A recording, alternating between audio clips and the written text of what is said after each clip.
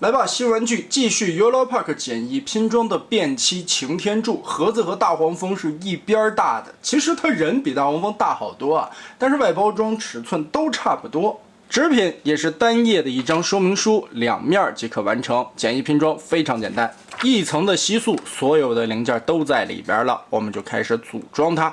那好嘞，非常简易的一个拼装过程之后，擎天柱我们也就做完了啊。这个系列唯一让人有一点可惜啊，两盒开完了都没有发现任何的兵器存在，就是一个裸柱子放在这个里边。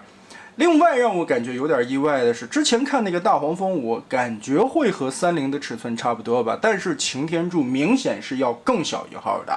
身高方面只有21.5公分左右，到这个兔耳朵尖最高的边缘，所以它的实际大小其实是连 MP 的身高都没有的。但仔细看一下身上的这些涂装细节的过程。哇，整体的质感是要比大黄蜂的感觉要好很多的。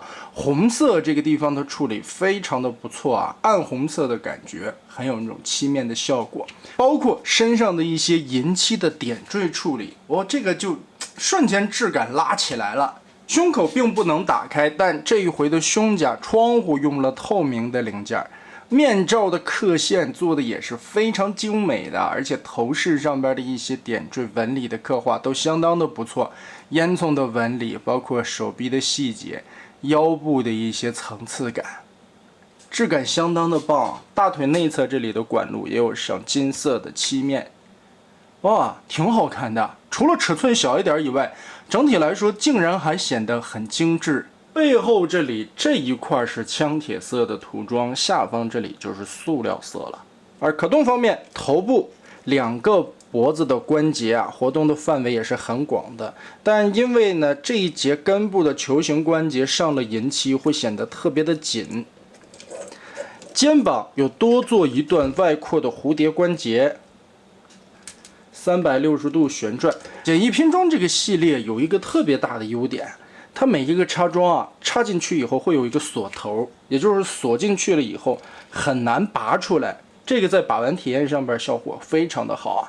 我很怕那种不管说是简易拼装还是普通拼装啊，没有锁头，你转，这个手臂就容易旋出来。而现在锁上以后呢，就拎着这个胳膊都不会掉，很棒啊。肩胛这里也可以炸开，然后增加抬臂的范围，二头肌根部可以旋转，手腕也是球形关节，同样也是3对替换手型，没有武器。胸部这里有一段活动范围，但它并不是球关，因为你在组装的过程中就能发现，此处是旋转的轴。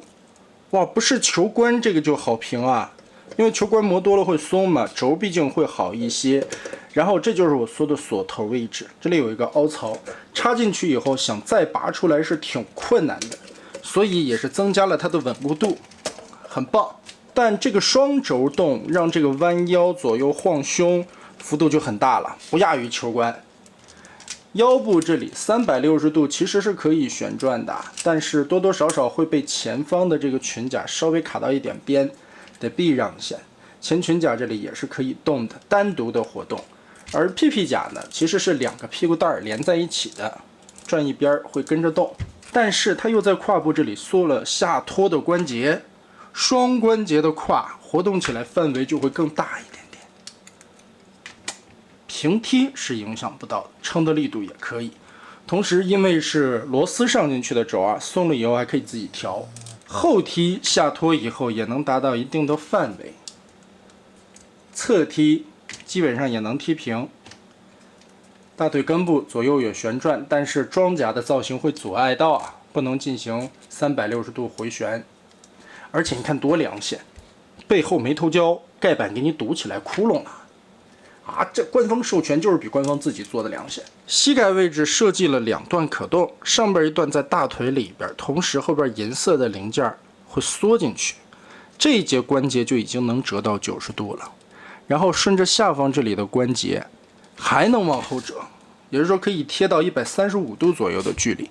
同时这一块里边还有挡肉的零件，下折的时候不会脱肉，里边是一个圆盘。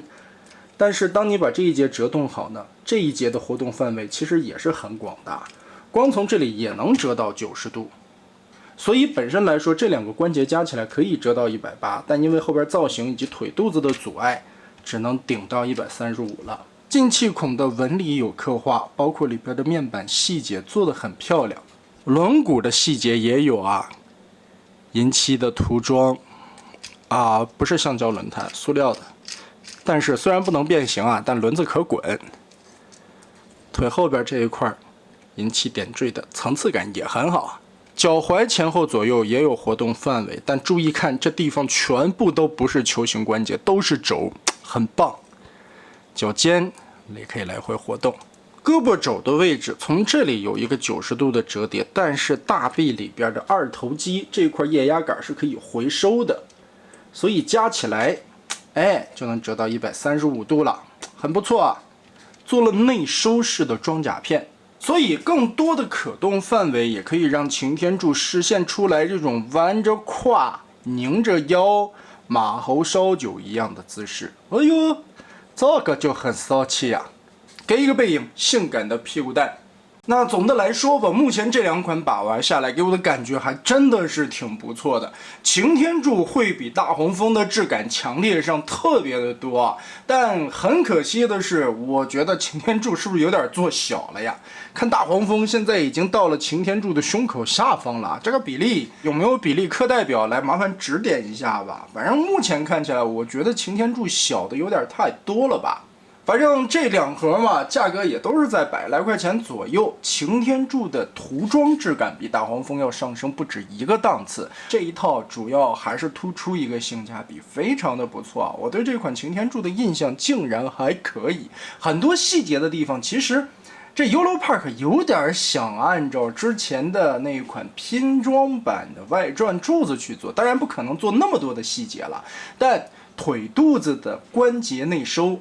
还有大臂上边的一些装甲内收，来增加它的可动性。这些联动装甲的细节处理效果都是很多玩家都会喜闻乐见的。所以单从设计方面来考虑的话，包括它的涂装质感，擎天柱也是要优于大黄蜂特别多的。唯一一点啊，它就是做小了，你再做大一点是不是？但看一下。尺寸上边来说，盒子一般大，布局这么紧密的情况下，还能做出来高出大黄蜂1/3身高左右的一个柱子，其实说起来也是挺极限的。毕竟我觉得还是要控制一下成本吧。这个系列主打的就是一个性价比以及后续的一个推广的延展性吧。我觉得也算是品牌方想要薄利多销啊，交个朋友的那个意思的韵味在里边吧。